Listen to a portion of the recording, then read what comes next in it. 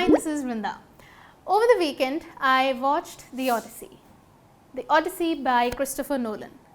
And ever since the trailer had been out, I had been quite eager to watch it because I hadn't seen a film in a long time in a theatre, and also because the epic, The Odyssey by Homer, was part of my syllabus as an undergraduate at the Delhi University.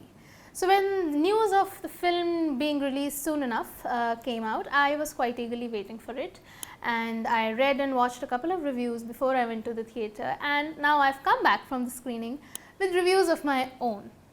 So, the question is, was I disappointed or impressed with the way the film turned out to be? I think a bit of both. I understand that working with a text and translating it to the screen is quite a difficult task. There is bound to be a loss of quality, and particularly for a text as massive as the Odyssey. But still, I would say that while it's a big film, it's a massive film from Nolan, it's not a great film. And one of the major reasons that I think I found it lacking to be on some parameters is the ways in which it deals with characters. The ways in which it deals with the internal lives of the characters, the ways in which they relate to each other and to the audience. Now, the good part about a written text is that it gives you immense space to deal with the inner lives and conflicts of the figures that appear in an epic, in a story, or be it any novel or a long poem. You can deal with characterization in ways that reveals their roundedness or their angularities. That, of course, is bound to suffer to some degree in a cinematic portrayal. But could Nolan not have dealt with more depth in the ways in which he carved out these characters? Could the characters of the women particularly, could they have not been chalked out and fleshed out a bit more? For instance, the character of Penelope, Odysseus' wife, hardly gets big dialogues, hardly gets the kind of presence and gravitas that her character has in the epic. In the epic, she is often called the wise Penelope. She is prudent, she is also very shrewd, she is smart. She holds on the suitors who are waiting to marry her for many years. She is able to rule Ithaca, the town that Odysseus ruled, for 20 years while he has been away. To be able to do that in a society and a time when women would not be allowed to do that, to be able to do that in the absence of the actual king of Ithaca is no small feat. She is also very smart in the way she tests Odysseus when he comes back. She makes him string a bow that only he could have done, and in doing so she hands him a very handy and a very useful weapon. But even after all is done in the epic, this is something that is missing in the film. In the epic, she tests his identity one last time. She does not accept him as he is merely because he's killed all these men and because he says he is Odysseus or because he strung the bow. She tests him because she has to be sure her intelligence is her weapon. She tests him by declaring that the bed that Odysseus had made many years ago should be moved. And Odysseus, knowing that the bed cannot be moved, screams that that bed can't be moved.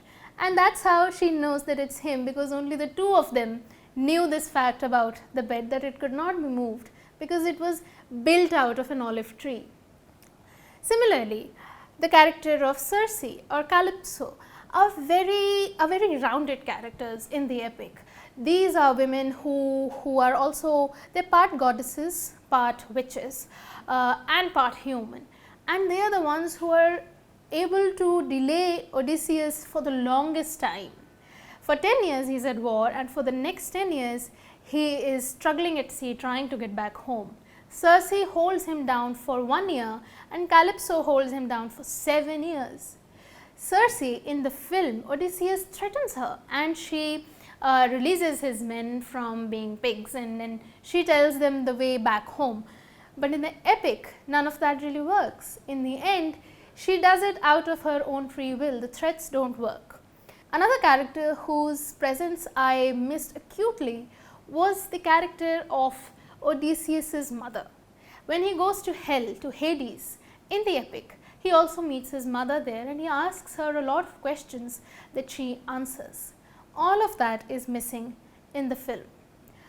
Now, what this does to a character like Odysseus and to a film and or a story like the Odyssey is that it also not only reduces the lives that these characters hold in themselves, the stories that they bring to the table, but they also limit the scope of Odysseus's character. Odysseus's character is also built through his interactions with these women.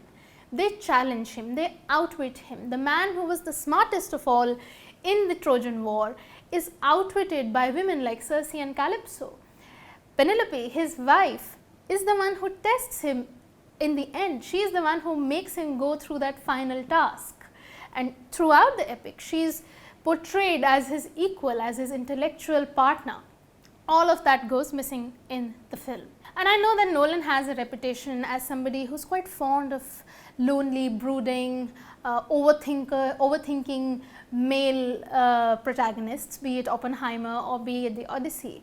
But the absence of these female characters, the absence of that worldview, I feel particularly in the Odyssey limits the ways in which we can understand the world in which the text is, the world about which the text is written and the world in which the film is set.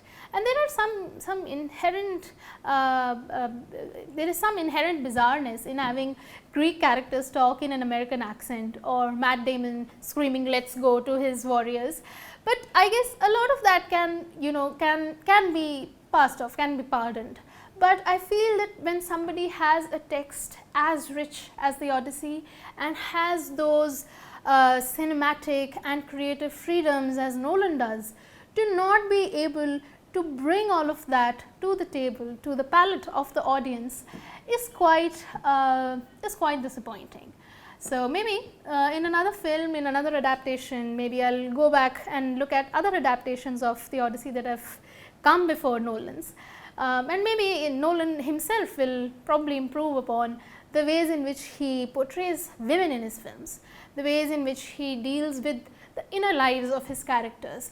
He did do that to a great extent in Oppenheimer, but I found that to be lacking in the Odyssey. So till next time, this is Vrinda.